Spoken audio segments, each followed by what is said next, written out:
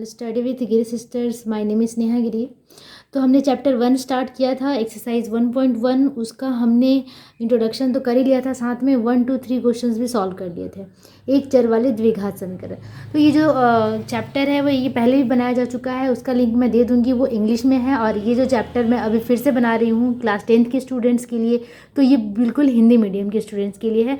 हिंदी में इसको लिखा भी जा रहा है और समझाया तो हिंदी में ही जाता है। ओके, तो चलो स्टार्ट करते हैं 4th क्वेश्चन से, क्योंकि 3rd तक हमने कंप्लीट कर लिया था। देखते हैं कि 4th नंबर क्वेश्चन में है क्या। ओके, तो आप देख सकते हैं कि 4th नंबर क्वेश्चन में a-2 into x square plus 3x plus 5 equal 0 के किस मान के लिए द्विघात समीकरण नहीं होगा। सॉरी, a का किस मान के लिए होगा। यहाँ पे a छूट गया है, यहाँ पे होना चाहिए कि a के किस मान के लिए ये जो समीकरण है ये द्विघात समीकरण नहीं होगा। तो द्विघात समीकरण कब रहता है, जब x का पावर 2 होता है, मतलब x का जो घात है वो 2 रहता है, तभी हम द्विघात समीकरण कहते हैं। अगर इसका ये पूरा वैल्यू 0 हो जाए तो ये पूरा घात ही खत्म हो जाएगा। तो क्या बचेगा, 3x प्लस 5। क्या बचेगा, ओनली 3x प्लस 5। इसका मतलब 3x प्लस 5 क्या है, एक द्विघात समीकरण नहीं है, क्योंकि इसमें x का जो पावर है वो 1 है, और जब x का पावर 1 रहता है तो उसे लीनियर इक्वेशन या जो साधारण समीकरण कहा जाता है। ठीक है, तो यहाँ पे है हमें क्या करना है कि a का वैल्यू ऐसा रखना है कि ये जो टर्म है एक्स स्क्वायर ये पूरा यहाँ से गायब हो जाए। तो आप खुद ही सोच के बताओ कि a का मान अगर हम 2 रख देंगे यहाँ पे, तो 2 - 2 ये पूरा पार्ट 0 हो जाएगा। ठीक है, तो a का किस मान के लिए, तो a का आंसर होगा वो a का मान 2 हो, तभी ये समीकरण द्विघात समीकरण नहीं होगा। तो चलो इसे हम सॉल्व करते हैं।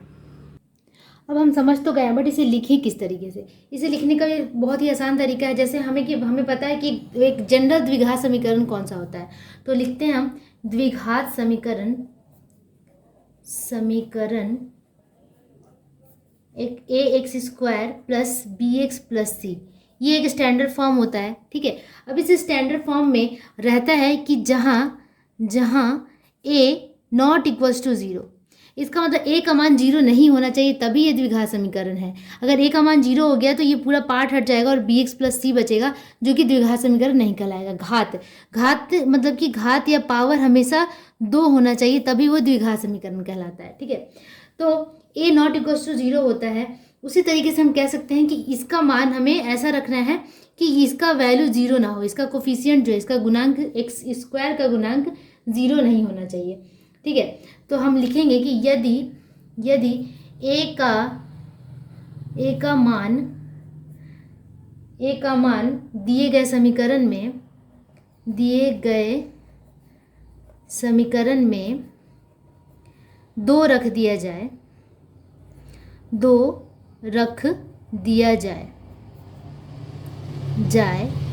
अर्थात a इज इक्वल टू 2 हो, तो समीकरण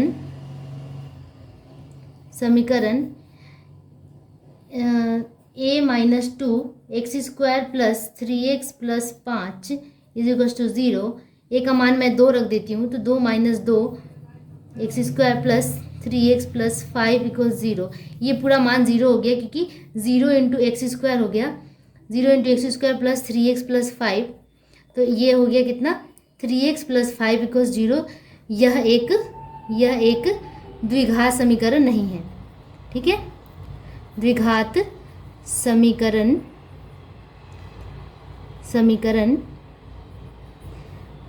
नहीं है। तो ये क्या है, एक द्विघात समीकरण नहीं है। इसका मतलब a का मान कितना था, अर्थात a बराबर 2 इज द राइट आंसर। ठीक है, a का मान 2 होगा। कैसे, अगर मैं इस तरीके से भी लिख सकती हूँ, या इस तरीके से a-2 इज इक्वल टू 0 रखा तो a का मान 2 आ गया। ठीक है, तो मतलब a का मान हमें ऐसा रखना है कि ये पूरा पार्ट 0 हो जाए। 2 रख दिया तो ये 0 हो गया, इसलिए ये द्विघात समीकरण नहीं हुआ। तो इस तरीके से आपका क्वेश्चन नंबर 4 यहाँ कंप्लीट हो गया। अब करते हैं हम क्वेश्चन नंबर 4 का सेकंड पार्ट। ये 4 का पहला था, और इसी में अब एक दूसरा क्वेश्चन भी ऐड है, वो करते हैं अब हम। ओके, तो आप देख सकते हैं कि सेकंड नंबर क्वेश्चन में है x/4 minus x is equal to 1/3x, ax square plus bx plus c equal to 0। यहाँ x नॉट इक्वल टू 0 और x नॉट इक्वल टू 4 दिया हुआ है। ठीक है, x का मान 0 नहीं होना चाहिए और 4 नहीं होना चाहिए। ax square plus bx plus c equal to 0 जैसे द्विघात समीकरण के रूप में लिखने पर x का गुणांक क्या होगा। इसको क्या करना है, इसी के फॉर्म में लिखना है, तो उसमें x का गुणांक कितना होगा ये हमें बताना है। x का गुणांक, x का कोफिशिएंट कितना होगा ये हमें बताना है। तो इसके लिए हम क्या करेंगे, जो सबसे पहले समीकरण हमारे पास दिया हुआ है उस समीकरण को लिखेंगे x by 4 - x equals 1/3x। इसमें हमें क्या करना है, इसे हमें किस फॉर्म में चेंज करना है, इसे हमें चेंज करना है ax² + bx + c = 0, मतलब कि स्टैंडर्ड फॉर्म में इसे हमें चेंज करना है। ठीक है, तो सबसे पहले इसे किस तरीके से, जैसे इक्वेशन सॉल्व करते हैं उसी तरीके से इसे सॉल्व करेंगे। क्रॉस मल्टीप्लाई कर लेंगे, क्रॉस, तो जब x² इधर आ रहा है तो मैं पहले इधर से मल्टीप्लाई करूँगी, 3x² = 4 - x। 4 - x को 1 से मल्टीप्लाई करने पे उतना ही आ गया। अब ये 3x², इस x को मैं इधर लाऊंगी तो +x, 4 को इधर लेंगे तो -4। जब भी वो प्लस के इधर या उधर जाता है तो साइन चेंज हो जाता है, तो ये साइन चेंज हो गया। अब इसमें कुछ भी जोड़ा या घटाया नहीं जा सकता है, इसका मतलब अब ये इसी के फॉर्म में आ गया। अब क्वेश्चन में आगे क्या कर रहा है, इस फॉर्म में आने के बाद x का गुणांक कितना होगा ये हमें लिखना है। तो यहाँ पे ये x का गुणांक पूछ रहा है, x² का गुणांक नहीं पूछ रहा है। तो यहाँ देखो x के आगे कुछ भी नहीं है, मतलब वह एक छुपा रहता है। जब कुछ भी नहीं है तो एक के साथ वो मल्टीप्लाई रहता है। तो हम लिखेंगे यह समीकरण में x का गुणांक बराबर +1 है, ठीक है। तो ये आपका सेकंड नंबर का आंसर हो गया। अब यही 4 का थर्ड नंबर हम करते हैं, चलो ओके। तो 4 का अब हम थर्ड नंबर करने जा रहे हैं। 3x² + 7x + 23 = x + 4x × x + 3 + 2 को ax² + bx + c = 0 के रूप में लिखो। मतलब इस पूरे जो समीकरण को इसके फॉर्म में लिखना है, ठीक है। और फोर्थ नंबर में मैं एक्सप्लेन कर देती हूँ, दोनों को एक साथ सॉल्व कर लेंगे। फोर्थ नंबर में है x + 2 दी होल क्यूब, ये शायद क्यूब है, is equal to x × x² - 1 समीकरण को ax² + bx + c के फॉर्म में लिखना है, जैसे द्विघात समीकरण के रूप में लिखिए। और उसके बाद x² x और x का पावर 0 का गुणांक लिखे। मतलब ये समीकरण में, इस तरह के समीकरण में इसको चेंज करना है और उसके बाद इसका गुणांक लिखना है, x² x और x का पावर 0 का। तो चलो इन दोनों क्वेश्चन को साथ में सॉल्व करते हैं। तो यहाँ पे दो समीकरण दिए हुए हैं, ये और ये, दोनों को कौन से फॉर्म में चेंज करना है, ax² + bx + c के फॉर्म में इक्वल टू 0, इस स्टैंडर्ड फॉर्म में इसे हमें लाना है। सबसे पहले थर्ड नंबर क्वेश्चन करते हैं। यहाँ पे हमें करना क्या है, बस सिंपली 3x² + 7x + 23 लिख देना है। यहाँ मल्टीप्लाई करना होगा क्योंकि इसे भी हमें सिंप्लीफाई करना है। तो x को x से करेंगे x², x को 3 से 3x, 4 को x से करेंगे तो 4x, और 4 को 3 से करेंगे तो 12 + 2, ठीक है। अब ये 3x² - x² 2x² हो गया, मैं डायरेक्ट कर रही हूँ। 7x में से, अच्छा ये 7x है और यहाँ पे 3x + 4x है, तो ये भी 7x हो गया। तो यहाँ पे +7x और ये -7x, मैं इधर ले आती हूँ जिसे समझ में आए। और यहाँ पे देखो 23 पहले से बैठा हुआ है, यहाँ पे 12 + 2 14, 14 उधर जाएगा तो -14, ठीक है। अब सब एक तरफ आ गया, सबको इक्वल साइन के इधर लाते हैं तभी यहाँ पे 0 आता है, जब यहाँ पे कुछ नहीं है तो 0 है। अब ये 7x और 7x कट हो गया, तो क्या बचा हमारे पास, 2x²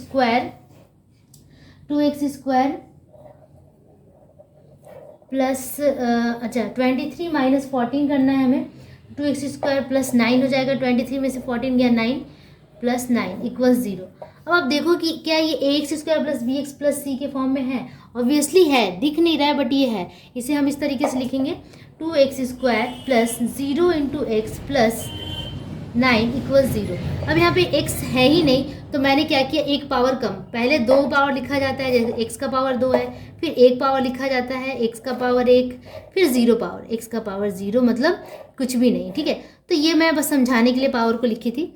तो यहाँ पे इसी तरीके से हमें क्या करना है, x² लिखा, x का पावर 1 लिखा नहीं जाता, बस दिखाया जाता है, और +9, मतलब ये इस फॉर्म में आ गया। यहाँ पे x नहीं था तो मैंने 0 से इसको मल्टीप्लाई कर दिया क्योंकि इसका वैल्यू 0 हो जाए, ठीक है।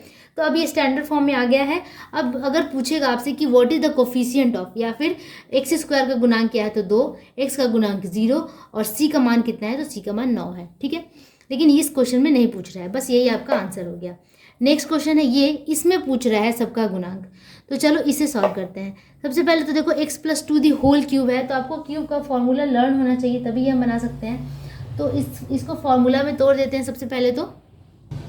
तो फॉर्मूला होता है a³ मतलब x का क्यूब + 3a² b मतलब 3x² × 2, ठीक है, प्लस 3ab² 3xb² मतलब कि 2 का स्क्वायर प्लस b³ मतलब 2 का क्यूब। ये फॉर्मूला पे टूट गया। अब इसको मल्टीप्लाई कर देना है, x से x³ माइनस एक्स। ओके, अब बस इसे हम क्या करना है, सिंप्लीफाई करना है।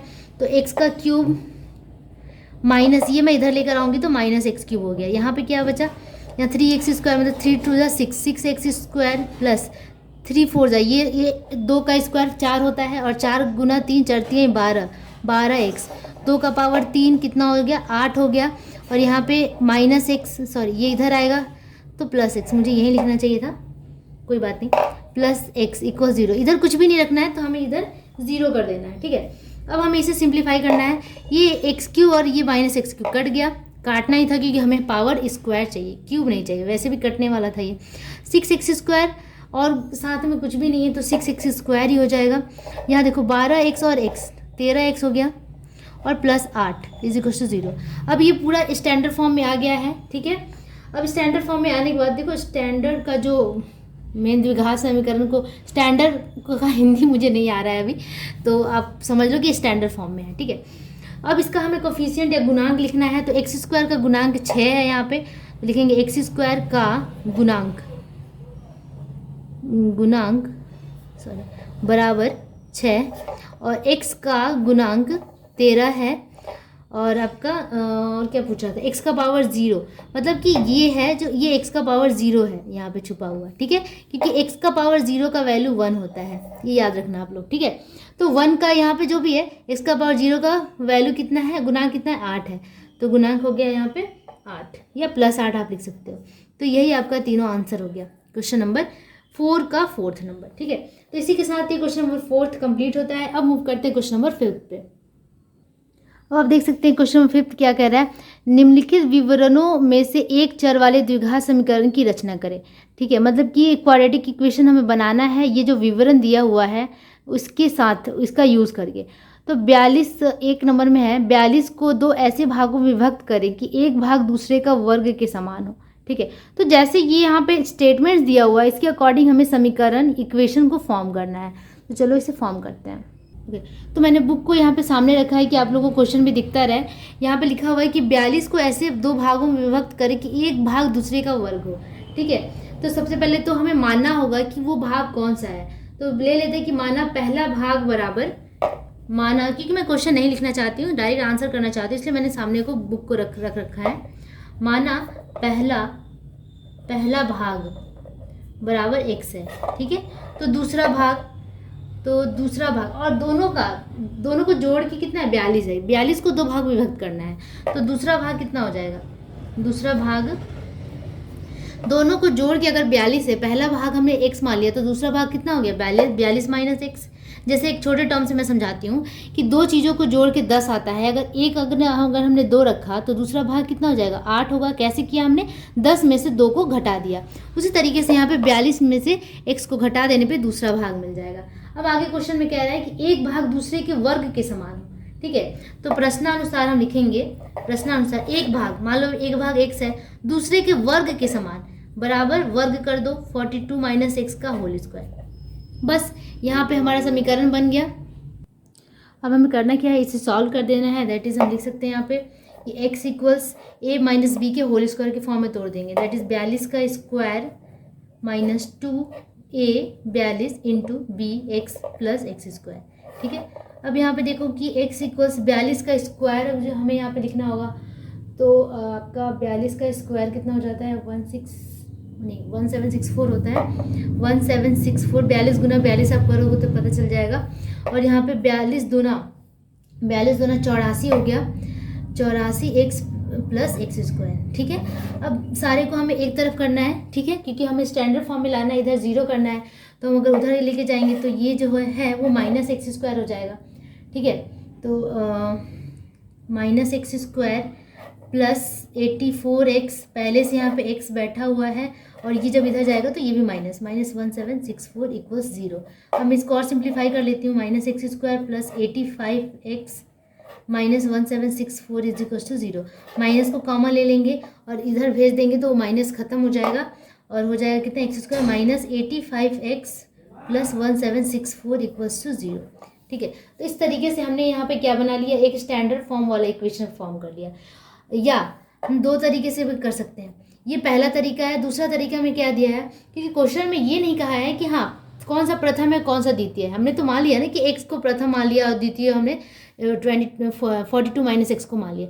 लेकिन ये ऐसा भी तो हो सकता था, जैसे कि प्रश्न में है कि एक भाग दूसरे के वर्ग के समान है, तो हम इस तरीके से भी कर सकते थे कि एक भाग, मान लो वो पहला भाग ये है, तो 42 माइनस एक्स एक भाग दूसरे के वर्ग के समान एक्स स्क्वायर, ठीक है। तो इस तरीके से भी हो सकता था, और इसे भी हम इसे सॉल्व कर सकते हैं। 42 minus x square is equal to 0, ठीक है। यहाँ से भी हम x को कॉमन ले सकते हैं, तो माइनस को कॉमन ले सकते हैं, तो हमें बच्चे मिलेगा x square plus x minus 42 equal 0। अब इसे यहीं तक छोड़ देना, क्योंकि हमें सिर्फ समीकरण चाहिए और वो भी स्टैंडर्ड फॉर्म वाला। तो ये इस तरीके से हम दो आंसर दिखा सकते हैं, ठीक है। तो क्वेश्चन नंबर 5 का 1 ऐसे ही बनेगा। और अब करते हैं हम सेकंड नंबर क्वेश्चन। दो क्रमिक विषम संख्याओं का गुणनफल 143 है। यहाँ पे लिखा है दो क्रमिक विषम संख्याओं का गुणनफल 143 है, ठीक है। तो क्रमिक विषम संख्या, क्रमिक का मतलब होता है क्रम से जो आता है उसको क्रमिक कहा जाता है, कंसेक्यूटिव कहा जाता है। और विषम संख्या हम कुछ भी मान सकते हैं, जैसे विषम संख्या 1 2 3 4 में से कौन कौन सी होती है, 1 होता है, ठीक है, 3 होता है। विषम संख्या जो कि 2 से नहीं भाग लगे उसे हम विषम संख्या कहते हैं। तो चलो पहले हम मान लेते हैं कि विषम संख्या x है, और उसके बाद इसे हम बनाते हैं। तो माना कि प्रथम या पहला क्रमिक संख्या x हम ले लेते हैं, ठीक है। माना प्रथम क्रमिक कैसे लिखा जाता है, इस तरीके से, क्रमिक विषम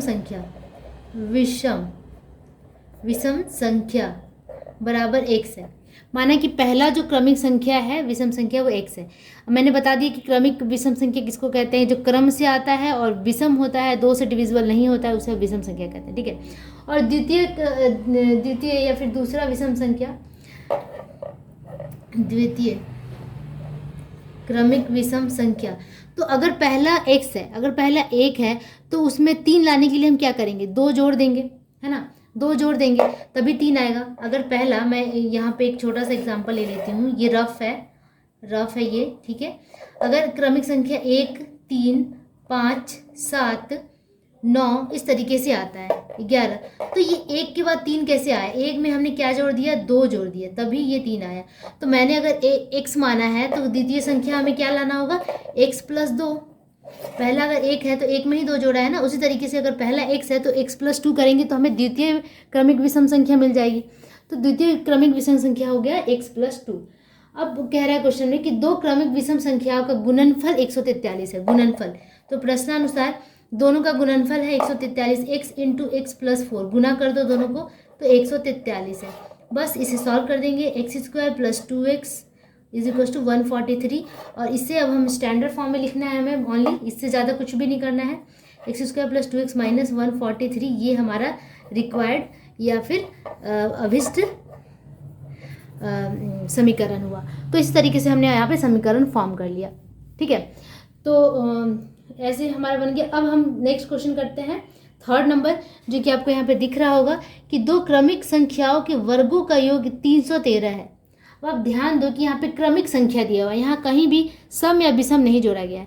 तो क्रमिक संख्या कैसे होता है, ये मैं थोड़ा सा इसको स्क्रॉल कर दूँ, यहीं पे मैं बता देती हूँ। थर्ड नंबर, क्रमिक संख्या जो होता है, क्रमिक संख्या वो होता है 1 2 3 4, मतलब डॉट, मतलब कि क्रम से जो आता जाए उससे हम कहते हैं क्रमिक संख्या। तो अगर मैं मान लूँ कि प्रथम या पहली क्रमिक संख्या या पहली संख्या x है, तो दूसरी संख्या जरूर x प्लस 1 होगी, क्योंकि इसमें एक जुड़ता जा रहा है, ठीक है। तो हम मान लेते हैं कि माना पहली संख्या बराबर x, तो दूसरी संख्या कितनी हो जाएगी, दूसरी संख्या x प्लस 1। बहुत ही ईजी तरीके से हमने मान लिया x प्लस 1। अब दोनों क्रमिक संख्याओं के वर्गों का योग 313 है, दोनों क्रमिक संख्याओं के वर्गों का योग 313 है। तो हम क्या करेंगे, प्रश्नानुसार, मैं ये क्वेश्चन का आंसर यहाँ कर रही हूँ, ठीक है, अब ध्यान देना। प्रश्नानुसार दो क्रमिक संख्याओं के वर्गों का योग, तो पहले का वर्ग प्लस दूसरे का वर्ग का योग है 313, ठीक है। अब इसे हमें क्या करना है, सिंपली सॉल्व कर देना है और आंसर लाना है।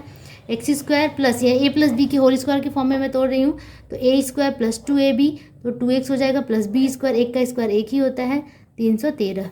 अब यहाँ पर एक्स स्क्वायर 2x स्क्वायर हो जाएगा plus 2x plus 1 is equal to 313। अब यहाँ पर 2x square plus 2x plus 1 minus 313 is equal to 0।